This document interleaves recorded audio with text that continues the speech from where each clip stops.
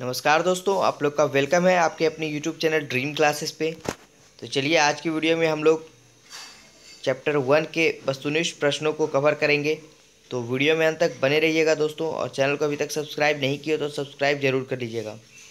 और dream classes पे आपको तो मालूम ही होगा कि क्लास 12 की और जनरल कंपटीशन, रेलवेज, एसएससी, इन सारे टॉपिक्स को क्लियर कराया जाता है। तो उन सारे टॉपिक्स को पढ़ने के लिए आप ड्रीम क्लासेस को ज्वाइन कर लीजिए आज ही। तो चलिए आज की वीडियो को स्टार्ट करते हैं। तो जैसा कि आपने इसके पहले वाले वीडियो को नहीं देखा दोस्तों, तो वो आप चैनल पे जाके देख सकते हो। वहाँ हम लोगों ने इसके थ्योरी वाले पोर्शन को कवर किया था, ठीक है।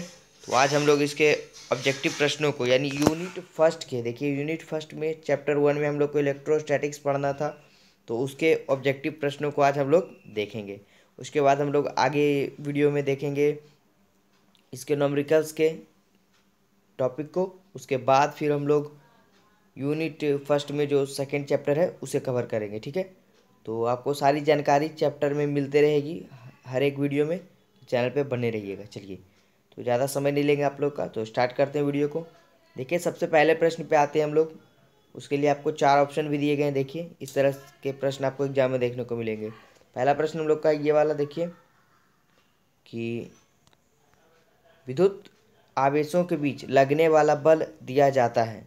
इसके लिए आपको देखिए 4 ऑप्शन दिए जाएंगे इस तरह से: फैराडे के नियम से, कूलाम्ब के नियम से, लाप्लास के नियम से, या गॉस के नियम से, ठीक है। यहाँ देखिए हम लोगों ने पीछे भी पढ़ा था कि विद्युत आवेशों के बीच लगने वाले बल को किसने दिया था दोस्तों? कूलाम्ब के नियम ने, ठीक है। ये हमने चैप्टर में पढ़ चुका है। बहुत ईजी प्रश्न है, आराम आराम से इसे डील करेंगे, ठीक है। कोई कन्फ्यूजन नहीं, आप लोग अच्छे से नोट कर लीजिएगा, और स्क्रीनशॉट लेना होगा तो वो ले लीजिएगा, ठीक है। चलिए दूसरे प्रश्न पे आते हैं। थोड़ा सा पेचीदा प्रश्न है, सही से पढ़ेंगे इसके आंसर को। उसके बाद देखिए दूसरा प्रश्न हम लोग का कि सही कथन बताएं। आपको इस तरह के 4 कथन दे दिए जाएंगे, और उसमें पूछा जाएगा कि कौन सा कथन सही है। देखिए हम लोग का पहला कथन है ए नंबर, कि दो सजातीय आवेशों के बीच आकर्षण बल दोनों आवेशों के बीच की दूरी के व्युत्क्रमानुपाती होता है। ये हम लोग का क्या हो जाएगा? गलत हो जाएगा। देखिए क्योंकि वहाँ पे जो आंसर होगा उसके बाद देखिए इस पर हम लोग डिटेल से चर्चा करेंगे। दूसरा टॉपिक हम लोग का है कि दो सजातीय आवेशों के बीच का आकर्षण बल दोनों के बीच की दूरी के वर्ग का समानुपाती होता है। ये भी हम लोग का नहीं होगा। हम लोग का आंसर देखिए यहाँ पे 4th नंबर हो जाएगा। सी में हम लोग का बोल रहा है कि दो सजातीय आवेशों के बीच का प्रतिकर्षण बल, ये वाला देखिए, दोनों आवेशों के बीच की दूरी के वर्ग का समानुपाती होता है। ये भी नहीं होगा। देखिए हम लोग का रियल में आंसर जो हो जाएगा वो डी नंबर हो जाएगा। वो कैसे होगा? देखिए दो सजातीय आवेशों के बीच का प्रतिकर्षण बल दोनों के बीच की दूरी के वर्ग का व्युत्क्रमानुपाती होता है। यहाँ से हम लोग का जो टॉपिक होता था एफ बराबर 1/4 पाई epsilon note into Q1 Q2/R²। तो किसका व्युत्क्रमानुपाती हो रहा था? R² का। ये टॉपिक क्लियर है, इसीलिए हम लोग का आंसर जो हो जाएगा वो डी नंबर हो जाएगा, ठीक है। चलिए यहाँ से देखिए दोस्तों, ये सब क्लियर करते जाना टॉपिक को। पीछे तो हम लोगों ने पढ़ा ही है, लेकिन फिर भी अच्छे से आप लोग कन्फ्यूजन दूर करते जाइएगा। देखिए यहाँ सजातीय आवेश है, तो दोनों का एक जात के आवेश होने चाहिए, ठीक है। प्रतिकर्षण बल यानी आकर्षण बल, ये भी हम लोगों ने पढ़ा है पीछे, तो अच्छे से टॉपिक क्लियर करते जाइए। चलिए अगला प्रश्न बेहद ही शानदार प्रश्न है और बहुत ही ईजी प्रश्न है। कई बार एग्जाम में आता है ये प्रश्न कि आवेश का सही मात्रक क्या होता है। इसके लिए आपको 4 ऑप्शन दिए जाएंगे: एम्पियर, फैराडे, वोल्ट या कूलाम्ब। तो हम लोग इसे किसी से टिक कर देंगे, कूलाम्ब को। पीछे हम लोगों ने पढ़ा था कि आवेश का जो SI मात्रक होता है वो क्या होता है? कूलाम्ब होता है। अब चलिए आगे बढ़ते हैं चौथे प्रश्न पे। बहुत ही अच्छा प्रश्न है, कई बार बच्चे इसमें कन्फ्यूज करते ही हैं, ठीक है। तो इसे बहुत ही अच्छे तरीके से हम लोग डील करेंगे। चलिए प्रश्न हम लोग का है कि इलेक्ट्रॉन पर आवेश होता है। तो बहुत सारे बच्चे देखिए जल्दबाजी में ये वाले टिक करके चले जाते हैं, जो कि बिल्कुल ही गलत है। एग्जाम में ऐसा नहीं करना दोस्तों, आपको अच्छे से प्रश्न को पढ़ना है, समझना है, उसके बाद ऑप्शन को सही से देखना है। मेन मायने ये चारों देखिए ऑप्शन रखता है, ठीक है। कई सारे बच्चे क्या होते हैं, हड़बड़ में जल्दबाजी में करके चले जाते हैं, वो नहीं करना है। देखिए ऑप्शन हम लोग पढ़ेंगे, क्योंकि हम लोगों ने पढ़ा क्या, इलेक्ट्रॉन पर आवेश जो था हम लोगों ने पढ़ा -1.6 गुने 10⁻⁻19 कूलाम्ब। ये हम लोगों ने पीछे पढ़ चुका है। अगर आपने चैप्टर में नहीं देखा है पीछे वाला वीडियो, तो वो आप जाके चैनल पे देख सकते हो। यहाँ से हम लोग का ऑप्शन देखिए ए नंबर में जो दिया है, तो 2 × 10⁻21, ये तो हम लोग का होगा नहीं क्रॉस। ये दूसरा देखिए 1.6 गुना 10⁻⁻19 कूलम। देखिए दोस्तों माइनस नहीं है, माइनस नहीं है मतलब ये वाला आंसर भी हम लोग का नहीं होगा, क्योंकि हम लोगों ने पढ़ा है कि इलेक्ट्रॉन पर क्या होता है, ऋणात्मक आवेश होता है, ऋण आवेश माइनस में। और सी नंबर हम लोग का जो ऑप्शन है वो भी देखिए नहीं है। ये देखिए 1.6 गुना 10⁻⁻9 कूलम, और तो हम लोग का आंसर क्या हो जाएगा, ये डी नंबर। ठीक है, क्लियर है। चलिए आगे बढ़ते हैं। देखिए 5वें प्रश्न में बढ़ते हैं।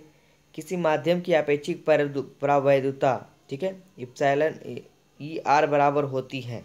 देखिए दोस्तों पीछे हम लोगों ने पढ़ा था ई बराबर epsilon naught into epsilon R, ये वाला फॉर्मूला हम लोगों ने पढ़ा था। आप लोगों ने नहीं देखा तो पीछे जा कर के देख सकते हो। अब हमको देखिए, हमें यहाँ पे पूछा गया प्रश्न है इप्सिलॉन आर बराबर क्या होगा। तो जब इसके बारे में हम लोग से पूछा गया तो ये वाला टॉपिक जो है बराबर किधर आके ये कहाँ आ जाएगा, नीचे चला जाएगा। ठीक है, देखिए छोटे से लिख रहे हैं थोड़ा सा, ई बराबर epsilon naught into epsilon R, ये हम लोगों ने पढ़ा था। अब हमसे पूछा जा रहा है इप्सिलॉन आर का मान, ठीक है, ये ई आर का मान। तो यहाँ से हम लोग का क्या हो जाएगा, ये ई और ये बराबर किधर आएगा, तो ये नीचे चलाएगा इप्सिलॉन नोट। ठीक है, ये हम लोग का क्या हो जाएगा, आंसर हो जाएगा।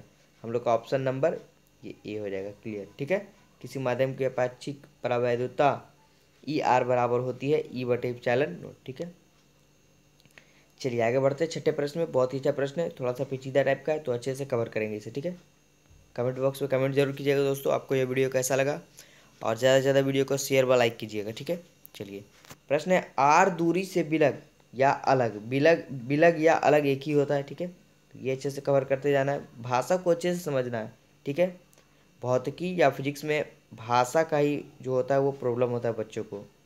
ठीक है, चलिए प्रश्न देखिए फिर से पढ़ रहे हैं। आर दूरी से विलग मतलब अलग दो इलेक्ट्रॉनों के बीच लगने वाला बल समानुपाती होता है। तो हम लोग जानते पढ़े थे कि बल समानुपाती होता है किसके, बल देखिए फोर्स यफ समानुपाती 1/r², ये हम लोगों ने पढ़ा था। यहाँ से देखिए दोस्तों यफ समानुपाती, ये देखिए 1/r²। तो ये देखिए r² जब टॉपिक जब ऊपर जाएगा तो ये क्या हो जाएगा, r पर पावर -2। तो यफ समानुपाती क्या हो जाएगा, r पर पावर -2। हम लोग का आंसर क्या हो जाएगा, r पर पावर -2, ये वाला डी नंबर। ठीक है, अच्छे से समझ गए होंगे। चलिए अगले प्रश्न पे पढ़ते हैं, 7वां नंबर। देखिए बहुत ही अच्छा प्रश्न है, अच्छे से डील करना है इसको। इप्सिलॉन नोट का SI मात्रक क्या होता है, पीछे हम लोग पढ़ चुके हैं कि इसका SI मात्रक देखिए पहला ऑप्शन है न्यूटन प्रति मीटर, ये नहीं होगा, ये भी नहीं होगा, वोल्ट भी नहीं, ये कुलाम, ये भी नहीं होगा। हम लोग का आंसर क्या हो जाएगा, ये बी नंबर, जो कि कुलाम्ब स्क्वायर प्रति न्यूटन मीटर स्क्वायर, ये हम लोग पढ़ चुके हैं। कुलाम्ब प्रति, ये भी हम लोगों ने पढ़ा था, वर्ग मीटर, हिंदी में पढ़ा था हम लोगों ने, कुलाम्ब प्रति वर्ग मीटर। तो जैसे ऑप्शन दिखे आपको उस टाइप से टिक करना है। यहाँ देखिए यहाँ पे अल्फ़ाबेट में दिया है तो उसमें ही हम लोग को टिक करना है, कुलाम्ब स्क्वायर प्रति न्यूटन मीटर स्क्वायर। ठीक है, चलिए अगला प्रश्न हम लोग बढ़ते हैं 8वें प्रश्न पे। मुक्त आकाश की प्रवाहिता कितनी होती है। देखिए ऑप्शन पहला हम लोग का दिया है 9 × 10⁻9, जो कि नहीं होगा क्योंकि वो एफ का मान होता है ध्रुवीय बल का। और बी में दिया 1.6 × 10⁻−19 कूलम्ब स्क्वायर प्रति न्यूटन मीटर स्क्वायर, ये भी नहीं होगा।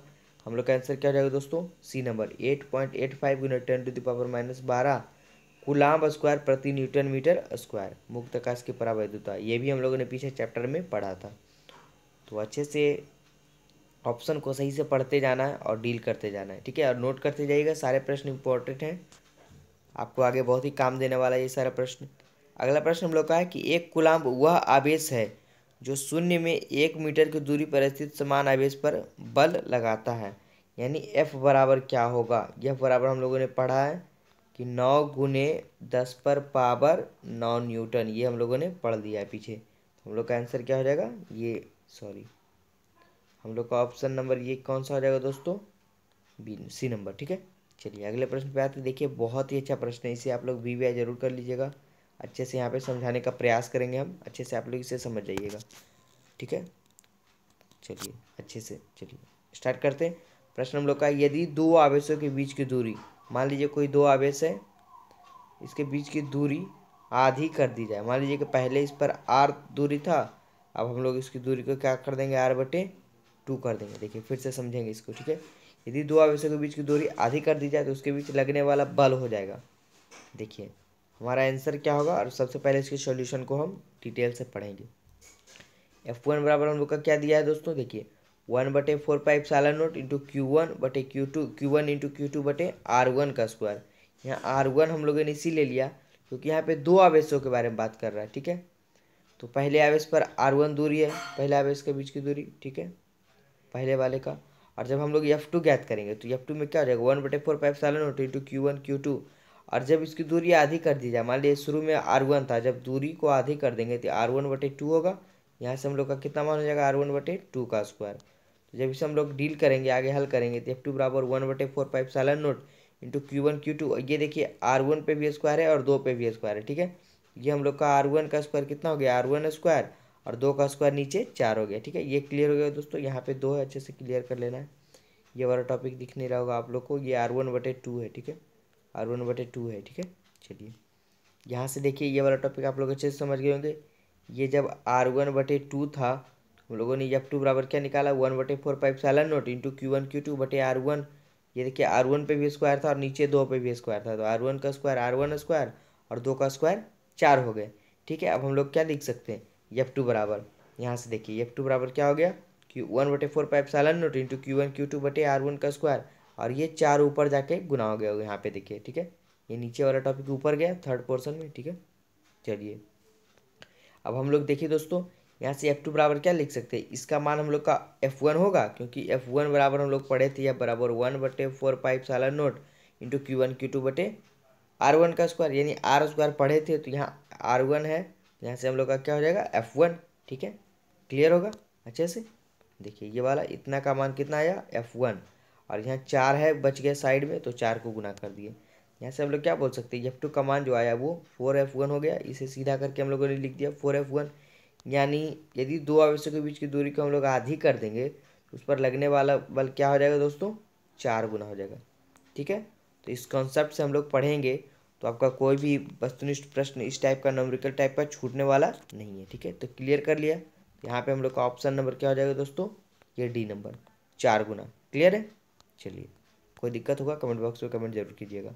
अगला प्रश्न हम लोगों का देखिए, बहुत ही अच्छा प्रश्न है, न्यूट्रॉन पर आवेश कितना होता है। तो बहुत सारे बच्चे जल्दबाजी में हड़बड़ करके ये सारे टिक करके चले आते हैं, तो अच्छे से करना है टिक। देखिए दोस्तों, न्यूट्रॉन पर कोई भी आवेश नहीं होता है, हम लोगों ने पीछे पढ़ चुका है। इलेक्ट्रॉन पर ऋणात्मक आवेश, और प्रोटॉन पर तो प्लस में, और charge of neutron equal to क्या पढ़े थे वहाँ पे हम लोगों ने, 0। न्यूट्रॉन पर कोई भी आवेश नहीं होता है। चलिए आगे हम लोग का 12वां प्रश्न है, सॉरी 12वां प्रश्न हम लोग का है, आवेश कैसी राशि होती है, ठीक है। आवेश एक अदिश राशि है, क्योंकि इसे ये तो हम लोग पढ़ चुके हैं पीछे भी। आवेश एक अदिश राशि है, क्योंकि इसे दिखाने के लिए हमें सिर्फ परिमाण की आवश्यकता होती है, दिशा की नहीं। चलिए आगे हम लोग पढ़ेंगे 13वें नंबर प्रश्न को, अच्छे से पढ़ेंगे, बहुत ही अच्छा प्रश्न है। कुलाम्बिक बल को अन्य किस नाम से भी जाना जाता है, वहाँ हम लोगों ने पढ़ा था। कुलाम्बिक बल या विद्युतीय बल एक ही होता है, जिसे हम लोग केंद्रीय बल भी कहते हैं। प्रश्न भी हम लोग का बना था वहाँ पे कि कुलाम्बिक बल को केंद्रीय बल क्यों कहा जाता है, वो आप लोग अच्छे से कवर कर लिए होंगे, बहुत ही अच्छा प्रश्न था वो, ठीक है। तो यहाँ से हम लोग का आंसर क्या हो जाएगा दोस्तों, सी नंबर, ठीक है। क्लियर है।